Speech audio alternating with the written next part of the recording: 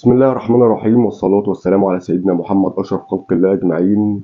أهلا وسهلا بكم في حلقة جديدة من حلقاتنا. النهاردة معانا يعني شوية أخبار مفخخة زي ما بنقول، يعني شوية صفقات، شوية مشاكل، شوية هنقول تشكيل المنتخب، هنتكلم عن رمضان صبحي وزيكو ومحمد إسماعيل مدافع زد، وهنتكلم عن إمام عاشور وبين رمضان وتشكيل المنتخب، يعني زي ما قلنا، وصفقات بقى الأهلي والزمالك وبيراميدز.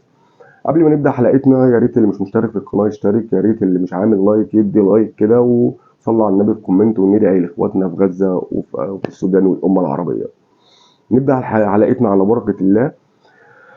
مبدئيا كده الزمالك، صفقات الزمالك يعني هنبدأ بيها. الزمالك خلص محمود بن تايج، هنبدأ بصفقات الزمالك خلص عمر فرج المهاجم الفلسطيني اللي الأهلي كان بيفاوضه، واللي الأهلي كان حاطه رقم 2 ورا أسامة أبو علي.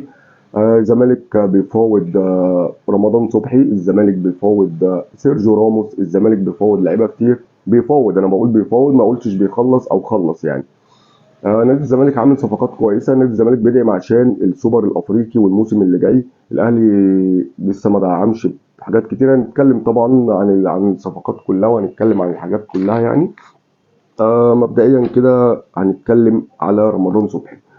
رمضان صبحي في تفاوض مع الزمالك، في تفاوض مع الزمالك، في ناس من الزمالك بتكلمه، في ناس من الزمالك بتكلمه.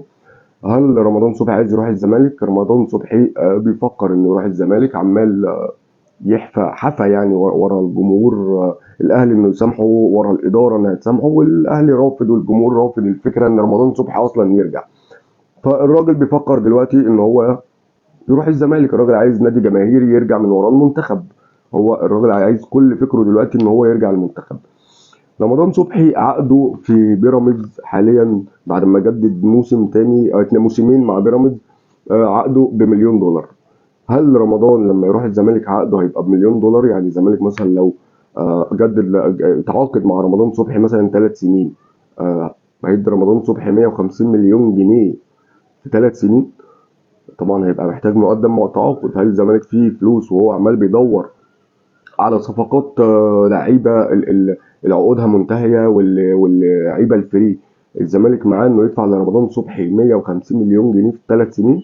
طب وهل بيراميدز لما يسيبوا بيراميدز اللي صرف على رمضان صبحي كل المبلغ ولما جه من النادي الاهلي، او مش من النادي الاهلي، هو جاي من الدوري الانجليزي، واللاعب رفض الاهلي علشان الفلوس، هل دلوقتي هيسيب الفلوس ويروح للزمالك؟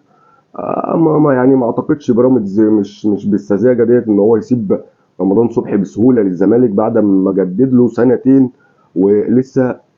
يعني اللاعب ما طلعش قماش اصلا مع بيراميدز رغم الفلوس اللي خدها دي كلها. يعني رمضان صبحي استفاد استفاده ماديه من بيراميدز جامده جدا، وبيراميدز مش شايفين ان هو استفاد من رمضان صبحي قد ما رمضان صبحي استفاد من بيراميدز. فبيراميدز اصلا لسه ليه مبالغ عند نادي الزمالك، يعني قبل ما يبيع لهم او يعير لهم رمضان صبحي، يعني محتاج يسوي الامور معاهم، او يسوي الصفقات اللي خلصت والزمالك خدها منه، امثال عمر جابر ودونجا وعبد الله السعيد. يعني بيراميدز لسه ليه فلوس عند نادي الزمالك في الثلاث صفقات دول. فالزمالك مطالب انه يسوي الصفقات ديت، ويصفي المبلغ اللي بيراميدز ليه عنده، وبعد كده يتكلموا في رمضان صبحي. رمضان صبحي بيراميدز لو هيبيعه، لو اصلا يعني فكر انه يبيعه، مش هيبيعه باقل من 3 مليون جنيه، 3 مليون دولار. 3 مليون دولار يعني برضه 150 مليون جنيه. يعني صفقة رمضان علشان يلعب في الزمالك محتاجة 150 مليون جنيه لرمضان، و150 مليون جنيه لبيراميدز. يعني 300 مليون جنيه علشان رمضان يلبس تيشيرت الزمالك ويمثل نادي الزمالك في السوبر الافريقي وفي الموسم اللي جاي. هل نادي الزمالك معاه المبلغ ده كله بعد ما دفع الغرامات اللي عليه، بعد الصفقات اللي جابها، بعد الدولارات اللي ما نعرفش كلنا طلعت منين؟ ومش هتكلم في الموضوع ده لان في ناس كتيره راكبه الترند وبتقعد تقول لك الزمالك جاب فلوسه منين، لها اثار مش لها اثار، فمش هنتكلم في الموضوع ده. بيراميدز يعني لسه مخلص اصلا يعني مع محمود صابر الى الوحده الاماراتي، لسه مجدد لرمضان. بيراميدز بيدعم في صفقات، بيراميدز داخل في صفقات ضد النادي الاهلي، فهو في صفقه واحده الاهلي بيتكلم عليها في الدوري المصري. فدوت موضوع رمضان صبحي. نخش بقى على المواضيع اللي بعد كده. طبعا في ناس برضو بتتكلم ان رمضان صبحي ما حضرش نهائي الكاس، وان رمضان معاه مشاكل في بيراميدز. ما فيش الكلام ده خالص. رمضان في نهائي الكاس كان مصاب، وكان واخد راحه سلبيه، وكان بيصيف زيه زي بقيه اللعيبه كلها اللي كانت واخده راحة سلبية. نيجي بقى ل بوبو رفض انه يمشي من بيراميدز في صفقة تبادلية. يعني طبعا كلنا عارفين ان بيراميدز كان محتاج صديق اجولا من سيراميكا كليوباترا.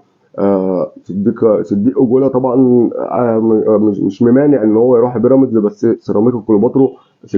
سيراميكا كليوباترا يعني قال لك انا عايز نادي بيراميدز.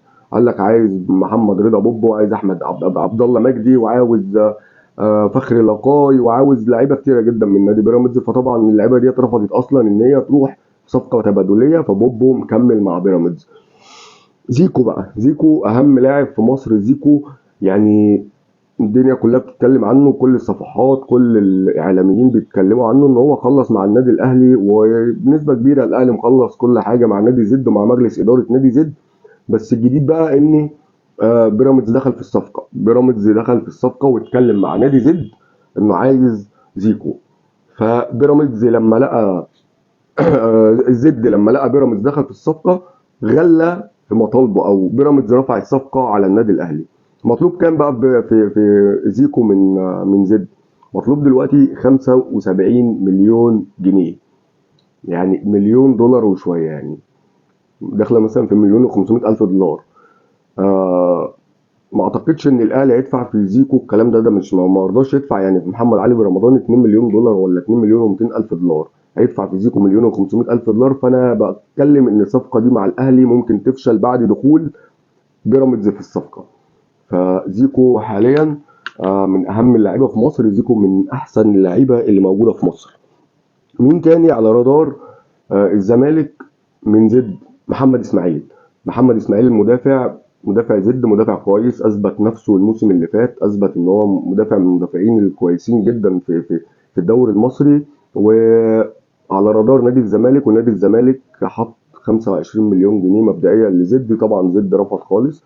زد راح قال للزمالك انا مش هبيع لعيبه، انا ببني فرقه، انا ببني فرقه وعايز اكمل الموسم اللي انا عملته. يعني عايز يكمل على الموسم اللي عمله، ويبقى الموسم اللي جاي برضه يوصل لنهائي كاس، يوصل في المربع الذهبي، يلعب بطوله افريقيا، الكلام ده كله. فمحمد اسماعيل الزمالك طلبه وزد رفض. نيجي بقى لميعاد السوبر المصري. ميعاد السوبر المصري هيبقى مثلا من يوم 17 ليوم 21 اكتوبر. هيتلعب اهلي وزمالك بيراميدز زد، اهلي زمالك بيراميدز سيراميكا، اسف. آه ال ال ال الرعاة ومجلس إدارة اتحاد الكورة ورابطة الأندية والدنيا كلها عايزين أهلي وزمالك في البطولة. يعني عايزين يبقى في مباراة بين الأهلي والزمالك. عاوزين يعملوا قرعة إن الأهلي يلعب الزمالك علشان البطولة تبقى يعني جماهيرية، البطولة يبقى فيها رعاة أكتر. انتوا عارفين طبعا ماتشات الأهلي والزمالك كلها بتبقى ماتشات حماسية، ماتشات جماهيريه، العالم كله بيشوفها، الوطن العربي كله بيشوفها. فالرعاة عايزين الاهلي والزمالك يتقابلوا، لا اما بقى في قبل النهائي يا اما في النهائي. فشايفين ان الزمالك لو لعب بيراميدز هتبقى المباراه 50 50، وممكن بيراميدز يعني يطلع الزمالك، والزمالك ما يلعبش نهائي قدام الاهلي اذا الاهلي اصلا غلب سيراميكا ووصل للنهائي يعني. نيجي بقى لمنتخب مصر. منتخب مصر امبارح الكابتن عصام الحضري نزل صوره ليه مع هيرفي رينارد، مدرب المنتخب المغربي سابقا ومدرب المنتخب السعودي سابقا، ومنتخب غني عن التعريف، يعني مدرب غني عن التعريف. كان في كلام ان هيرفي رينارد مرشح لتدريب منتخب مصر. فامبارح صوره عصام الحضري قلبت الدنيا. طب هيرفي رينارد في كلام في كلام انه يبقى بديل حسام حسن مع المنتخب المصري اذا الكابتن حسام حسن ما وصلش لكاس العالم. امبارح في تدريب منتخب مصر حسام حسن يعني لعب بتشكيل تقريبا، يعني او مبدئيا هو يبقى تشكيل منتخب مصر اللي هيلعب بيه النهارده قدام الراس الاخضر. لعب بتشكيله مكونه من محمد الشناوي في حراسه المرمى، محمد حمدي باك شمال، محمد هاني باك يمين. قلبي الدفاع كان رامي ربيعه مع احمد حجازي. لعب في نص الملعب بحمدي فتحي ومروان عطيه، وقدامهم زيزو كان بيلعب بثلاثه، زيزو وحمدي فتحي ومروان عطيه. على اليمين كان محمد صلاح ومرموش، على الشمال وهجوم مهاجم صريح كان مصطفى محمد. غير في التشكيله شويه في يعني لعب بالتشكيله دي شوط، والتشكيله الثانيه خرج مروان عطيه ونزل مكانه محمد النني. خرج مرموش وراح لاعب بتريزيجيه مكانه. خرج مصطفى محمد وراح منزل مرموش كمهاجم. يعني ممكن النهارده نلاقي مرموش كمهاجم بديل لمصطفى محمد لو مصطفى محمد ربنا ما وفقهوش في الشوط الاولاني بهدف او حاجه زي كده يعني. دي كل اخبارنا النهارده، يا رب تكون الحلقه عجبتكم. يا ريت اللي وصل لحد هنا يصلي على النبي في كومنت ويدعي لاخواتنا في غزه وفي السودان والامه العربيه. وما تنساش تعمل اشتراك في القناه وتفعل زر الجرس ليصلك كل جديد. الى هنا تكون انتهت حلقتنا النهارده واخبارنا النهارده. السلام عليكم.